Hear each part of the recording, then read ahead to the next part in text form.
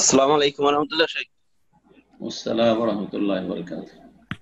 শেখ আমার ছোট ছোট দুইটা প্রশ্ন ছিল একটু সূরা আইএমএ বীজ সম্পর্কে, যে এই জিলহজ মাসে তাহলে 13 তারিখে যদি কেউ যারা হয়তো কন্টিনিউ প্রতি তিনটা আইএমএ বীজের রোজা করে, তারা যদি জিলহজ মাসে তো 13 তারিখ করতে না পারলে তারা জি কিভাবে এই মাসেরটা করতে পারে, এবং কি আইএমএ বীজের রোজা যদি কেউ ভুলে যায় তারিখটা, হুম, হয়তো সে কি এই মাসে যে কোনো তিন দিন করলে কি তার আদায় হবে কিনা, এটা একটা জি প্রশ্ন। আর একটা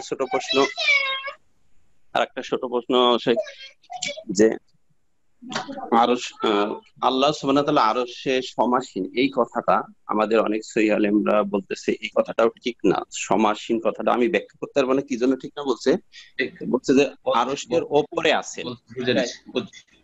আমি বলছি এখন তাহলে প্রথম প্রশ্ন আপনার যে জানতে পারলাম যে আহ, আইয়ামে তাশরিকে রোজা রাখা যাবে না। তো যাদের আইয়ামে বীজে রোজা রাখার অভ্যাস আছে তারা কি করবে, অন্য দিনে রাখলে হবে কিনা? হ্যাঁ, অন্য দিনে রেখে দিবে, মাসে 3টি রোজা রাখলেই হবে।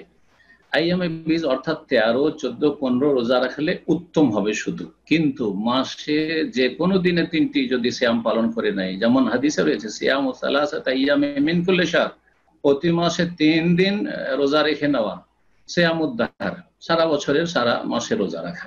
প্রতি মাসে এরকম করলে সারা বছরের হয়ে গেল এইভাবে। তো যে কোনো দিনে রেখে নেওয়া যেতে পারে। আর সঠিক মতে এই দিনে রোজা রাখবে না, আইয়ামে বীজে রোজা রাখবে না, অন্য সময় যে কোনো দিনে। তার মধ্যে উত্তম দিন হচ্ছে সোমবার, বৃহস্পতিবার। অন্য সময় একটু পরে আপনি সোমবার, বৃহস্পতিবার রোজা রেখে নেন। আর তারপরে কোনো মাসে যদি ছেড়েও দেন তো কোনো অসুবিধা নেই, যেমন কোনো একদিন যদি তাহাজ্জুদ ছেড়ে দেন কোনো অসুবিধা নেই। ঠিক তেমনি কোনো মাসে যদি আপনি মাসে 3টে করে রোজা রাখতেন, ছেড়ে দেন, তাও কোনো অসুবিধা নেই। তাতে যতটা করলেন ততটার পারিশ্রমিক আপনি পাবেন ইনশাআল্লাহ। দ্বিতীয় প্রশ্ন যে আল্লাহ রাব্বুল আলামিন আরশে মুস্তাওয়ী, সুম্মা ইস্তাওয়া আলাল আরশ, বা আর রহমানু আলাল আরশ ইস্তাওয়া, আল্লাহ আরশে সমুন্নত। এটির কোন কোন অনুবাদক বা আলেম সমাসীন বলে অনুবাদ করেছেন। এই অনুবাদটি আহসানুল বায়ান যে বাংলা তফসির আছে, তাতে শেখ আব্দুল হামিদ সাহেব, আমাদের বন্ধু মানুষ, একই যুগের মধ্যে আমরা থেকেছি, তো উনি করেছেন, আহসানুল বায়ানে আছে। তবে শেখ আবু বকর জাকারির অনুবাদে সমুন্নত আছে, সমাসীন নেই। আর উনি লিখেছেন বা বলেছেন আলোচনাতে, অথবা লিখেছেন কোন জায়গায়, যে আমি সমাসীন করেছি, এটা ভুল নয়। ভুল নয় কি জন্য? সমাসীন মানে আসন গ্রহণ করা, বসা নয়। আমি বসা বুঝাইনি, বসা বুঝাইনি। তো কথা হচ্ছে যে এখন বাংলা ভাষা যারা বেশি বুঝে, যে সমাসীন মানে কি বসা হয়, যদি বসা হয় তাহলে ঠিক নয়, কিন্তু যদি আসন গ্রহণ করা, তাহলে অসুবিধা নেই।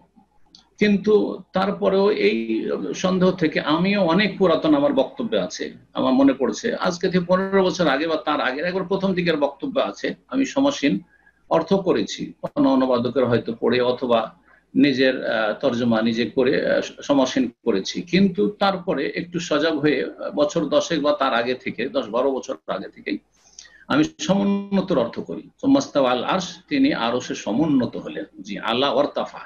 আরবিতে আরো মুফাসসির রাজার সহি আকীদার তার অর্থ করেছেন ইস্তাওয়া মানে আলা ওয়ারতাফা, মানে সমুন্নত হওয়া।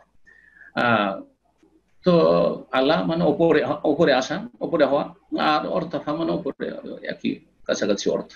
তো ওর মানে সমুন্নত করলে বেশি সূক্ষ্ম হয়। এই জন্য আপনাদেরকে বলবো যে সমুন্নত অর্থটি বেশি সূক্ষ্ম। আর সমাসীন এটা কিছু লোকেরা বলছেন ভুল, কিছু লোকেরা বলছেন না আমি বসার অর্থ নিইনি সুতরাং ভুল নয়। তো এমন কিছু সন্দেহপূর্ণ শব্দ না ব্যবহার করে ভালো, আল্লাহ রাব্বুল আলামিনের শানে। জাযাকুমুল্লাহ খাইর।